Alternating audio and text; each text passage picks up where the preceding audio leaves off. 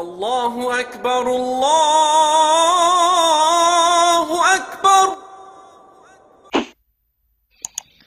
Chers frères et sœurs en islam, assalamu alaikum wa rahmatullahi ta'ala wa barakatuh.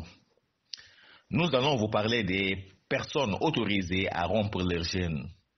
Chers frères en islam, il y a certaines personnes que l'islam autorise à rompre leur jeûne vu leur état de santé ou les conditions dans lesquelles elles évoluent.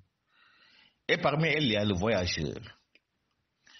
Si un fidèle musulman voyage durant le ramadan, d'une distance égale à 80 km environ, et qui n'est pas, il faut le préciser, un voyage de loisir ou de distraction, il lui est permis de rompre son jeûne pour le remettre à plus tard, c'est-à-dire dès qu'il sera disponible. C'est ce que nous dit Allah subhanahu wa ta'ala. فَمَنْ كَانَ مِنْكُمْ مَرِيدًا أَوْ عَلَى سَفَرٍ فَعِدَّةٌ مِنْ أَيَّامٍ أُخَرَ. Celui d'entre vous qui se trouve malade ou en voyage jeûnera plus tard un nombre égal de jours. Le second cas, c'est le malade. Le malade, il est autorisé à rompre son jeûne pour le remettre à plus tard, c'est-à-dire dès sa guérison. Il est important de préciser qu'il y a 3 cas de figure pour le malade, selon, bien entendu, les docteurs de la jurisprudence islamique. Premier cas, si la personne ne craint aucune complication pour sa maladie, une fois qu'elle observe le jeûne, dans ce cas, elle peut bel et bien jeûner, car affirme Allah subhanahu wa ta'ala. Il est mieux pour vous d'observer le jeûne si vous saviez. Donc c'est le premier cas.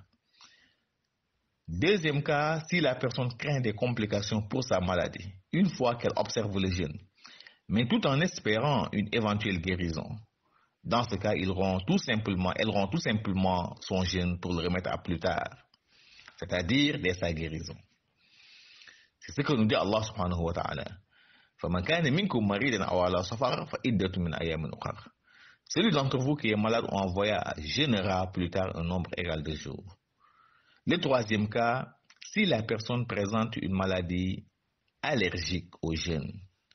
Autrement dit, une maladie qui ne rime pas avec le jeûne, laquelle maladie est certifiée bien évidemment par un médecin digne de foi et de confiance.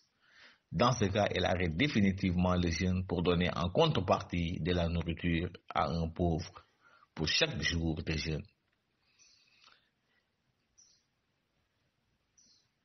Donc voilà les 3 cas de figure qui se présentent pour un malade. Troisièmement, sur les personnes autorisées à rompre leur jeûne, il y a la personne âgée. Si la personne atteint un certain âge de sa vie, qui ne lui permet plus d'observer le jeûne, là il rompt définitivement son jeûne pour donner en contrepartie de la nourriture à un pauvre pour chaque jour de jeûne. Je rappelle qu'il n'y a pas de limite d'âge, n'est-ce pas, pour arrêter le jeûne. Ça dépend de la physique de la personne. Car une personne de 80 ans peut être plus apte qu'un jeune de 32 ans. Donc ça dépend de la force physique, n'est-ce pas, de la personne. C'est pourquoi j'ai dit, si la personne atteint un certain âge de sa vie qui ne lui permet plus d'observer le jeûne, c'est dans ce cas qu'il va rompre, n'est-ce pas, définitivement pour donner en contrepartie de la nourriture à un pauvre pour chaque jour de jeûne. Comme l'a affirmé d'ailleurs Ibn Abbas radiallahu anhuma.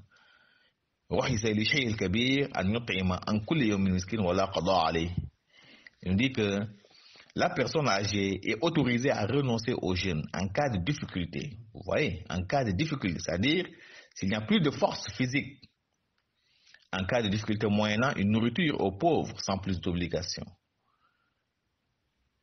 Toujours sur les personnes autorisées à rompre leur jeûne, il y a la femme enceinte et celle qui allait. Pour la femme enceinte, si elle craint que le jeûne nuise à sa santé ou à celle de son fœtus, elle rompt son jeûne pour le remettre à plus tard, c'est-à-dire dès qu'elle sera disponible. Sinon, elle va observer forcément le jeûne. De la même manière pour la femme qui allait son bébé, si elle craint de le priver d'allaitement ou qu'elle n'a pas d'autre possibilité, là également, elle rompt son jeûne pour le remettre à plus tard, c'est-à-dire dès qu'elle sera disponible. Sinon, elle observe le jeûne. Je précise que pour ces deux, c'est-à-dire la femme enceinte et celle qui allait, elles ne sont pas autorisées du tout à donner de la nourriture en contrepartie à un pauvre. elles doivent obligatoirement compenser le nombre de jours de jeûne rompus, même si c'est un mois ferme.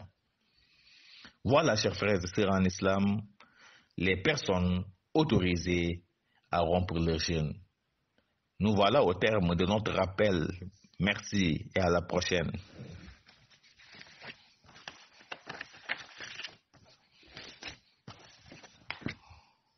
اللهم أهل علينا شهر رمضان بالأمن والإيمان والسلامة والإسلام والتوفيق لما تحب وترضى يا ذا الجلال والإكرام. اللهم أعنا فيه على الصيام والقيام. اللهم اجعلنا ممن يصوم رمضان ويقومه إيمانا واحتسابا لوجهك الكريم يا أرحم الراحمين. اللهم سلمنا لرمضان وسلمه لنا وتسلمه منا متقبلا وجعلنا فيه من الفائزين يا رب العالمين. والسلام عليكم ورحمة الله وبركاته.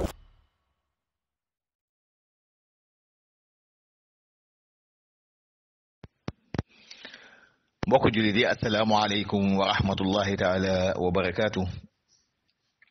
seen mbokk Imam Mokhtar Ndiaye moo dellu si leen lay biir ci waxtaan yi muy am ak yéen saa su nekk incha allah ci seen chronique Ramadan tey dañuy ñëw ak yéen ci kuréel yi nga xam ne islam moo leen autorisé may leen pour nu dagg seen koor pour nu dog ñenn ñi daf leen may pour nu dog bu seen ngant jeexee ñu fay ñenn ñi moom daf leen may pour nu bàyyi koor gi waaye itam bis bu nekk nu leel miskin. ñooñu mooy ñii ki ci njëkk mooy ki tukki mbokk yi bépp jullit boo xam ne nga tukki ci biir weeru koor ci distance boo xam ne toll na ci 80 kilomètres muy juróom-ñetti fukki kilomètres wala lu ko ëpp te mu nekk tukki boo xam ne wax dëgg yàlla du tukki caaxaan du tukki mooy yàlla boobaa kat islam may na la nga dagg sa koor nga dog bu sa ngant loolu jeexee ba nga ñibbisi ba féex nga daal di fay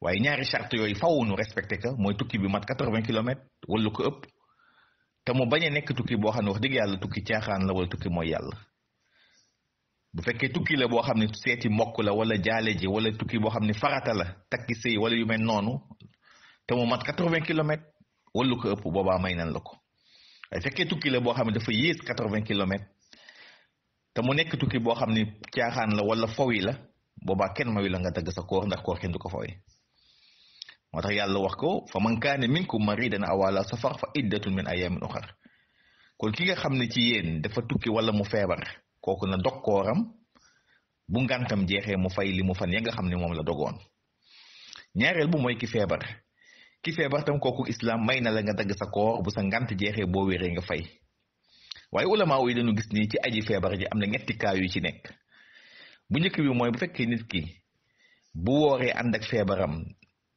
du ca lor du ca am benn complication du ca am benn jafe-jafe boobaa li gën mooy mu woor ndax wax dëgg yàlla am na xeeti jàngoro yoo xam ne wala xeeti feebar yoo xam ne bu nit ki àndee ak koor ak moom koor du ko wàññi dara lu mel ne ay soj ak yu demee noonu xam ne mën nga ànd ak moom woor te du la wàññi dara boobaa nga woor mooy li gën ndax wa an tasuumu xayru lakum ànd ngant yëpp nag boo leen wooree nag mooy li gën ñaareelu cas bi mooy ki nga xam ne dafa am jàngoro joo xam ne ragal na ni bu wooree ànd ak moom dafay loru day am ay jafe-jafe day am ay complication te yaakaar na ca wér kooku moom na dog kooram bu ngantam jeexee mooy bu wéree mu daal di fay mooy ñaareelu cas bi kon ki nga xam ne dafa am jàngoro joo xam ne ragal na ni bu wooree ànd kaak koor ànd kaak feebaram day am jafe-jafe boobaa na bàyyi koor gi bu ngantam jeexee mu daal di fay moom la aaya ba di waxal fa man kaane minkum maridan aw ala safar fa iddatun min ayamin uxar ki nga xam ne dafa feebar ci yéen wala mu tukki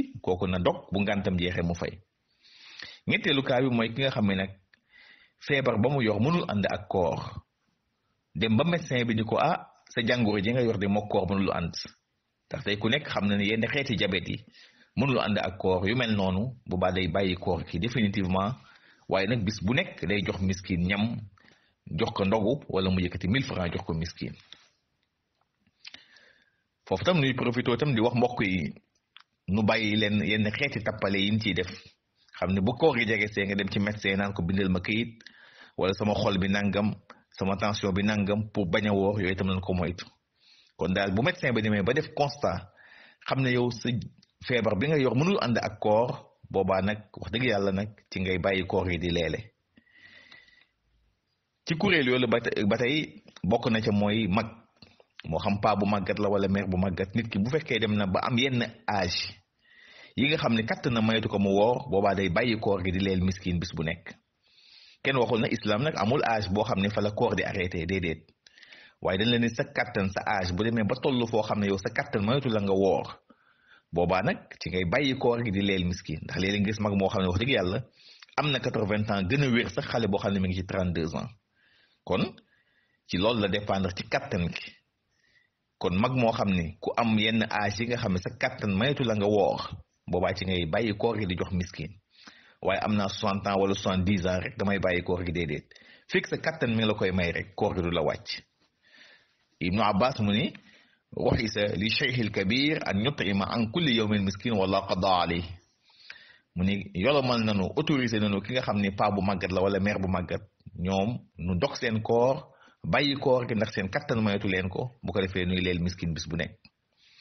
naka noonu tamit bokk na ci kuréel yooyu mooy jigéen ju wérul jigéen ji nga xam ne dafa ëmb wérul kooku moom bu fekkee ragal na ne bu wooree moom ci boppam day loru wala day lor sax la mu ëmb boobaa na bàyyi koor gi bu ngantam loolu jeexee mu fay. moo xam ëmb bi sore la moo xam ëmb bi sorewul moom daal bu sentiree ni bu wooree day loru moom ci boppam wala doom ja day loru na bàyyi koor gi bu ngantam jeexee mu fay. waaye fekkee nag amul benn problème nag amul benn complication bu baax mu woor mooy li gën. naka noonu tam kii nàmpal tamit bu fekkee dafa ragal ne bu wooree doom ja du am lu mu nàmp te amul beneen moyen tamit boobaa tamit na dog kooram bu ngantam loolu jeexee mu fay. waaye fekkee nag wax dëgg yàlla bu wooree du ko wàññi dara boobaa na wóor mooy li gën.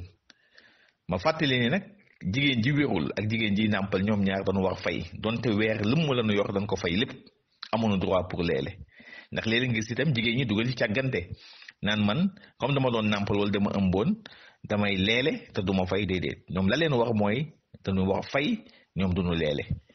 même yenn ulama yi sax dem nañu ba ni ñoom ñaar ku ci am moyen nag boobaa da ngay def ñaar yëpp mooy da ngay fay ba noppi leele teg si. kon nanu bàyyi xel ci yi nga xam ne ñoom la yàlla autorisé pour ñu dagg seen koor bu ko defee ñaan yàlla yal na yàlla may dégg ak topp. asalaamaaleykum wa rahmatullahi taala wa barakaatuh.